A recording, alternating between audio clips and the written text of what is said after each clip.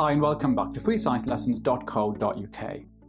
By the end of this video, you should be able to describe what's meant by communicable and non-communicable diseases. You should then be able to describe how different types of diseases may interact. So in this video, we're looking at diseases. Now, one key fact is that diseases can be communicable or non-communicable. Communicable diseases can be spread from person to person, and a good example is measles. Communicable diseases are spread by pathogens such as bacteria or viruses, and we're going to look at these in a later video. Non-communicable diseases cannot be passed from person to person, and a good example is coronary heart disease, which we saw in a previous video. Now, diseases such as these are major causes of ill health. Health is defined as the state of physical and mental well-being, and it's really important that you learn that. So, as we said, ill health can be caused by both communicable and non-communicable diseases. It can also be caused by poor diet, high levels of stress, and other life situations, for example, working with harmful chemicals.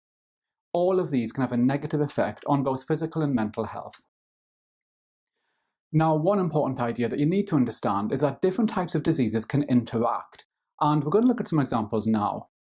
This shows the bacteria which cause tuberculosis or TB. TB is a communicable lung disease and it can be fatal. Now, in most people, the immune system can fight off TB. However, some people have a defective immune system, for example, people with HIV. People with a defective immune system are much more likely to suffer from infectious diseases.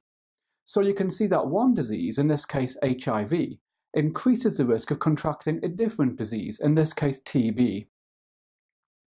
Sometimes one disease can be the cause of another, and a good example is the human papillomavirus or HPV. HPV is extremely common, and in most people it's essentially harmless. However, in some people, HPV can cause cervical cancer. Around 3,000 women are diagnosed with cervical cancer every year in the UK. Most cervical cancers are caused by the HPV infecting the cells of the cervix.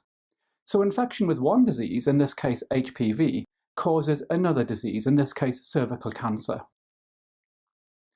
Now, sometimes a disease can be triggered by the immune system, and a good example of this are allergies, such as certain cases of asthma or dermatitis.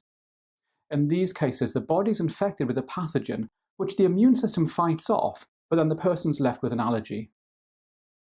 Now, sometimes a mental illness can be triggered by a physical illness, and I'm showing you a good example here. This shows a person suffering from arthritis, which is a very painful joint condition. People with arthritis can find it very difficult to move and lead a normal life. In certain cases, this can make them feel isolated and depressed.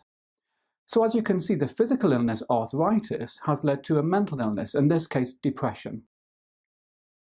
Remember, you'll find plenty of questions on different diseases and how they interact in my revision workbook, and you can get that by clicking on the link above. Okay, so hopefully now you should be able to describe what's meant by communicable and non-communicable diseases. You should then be able to describe how different types of diseases may interact.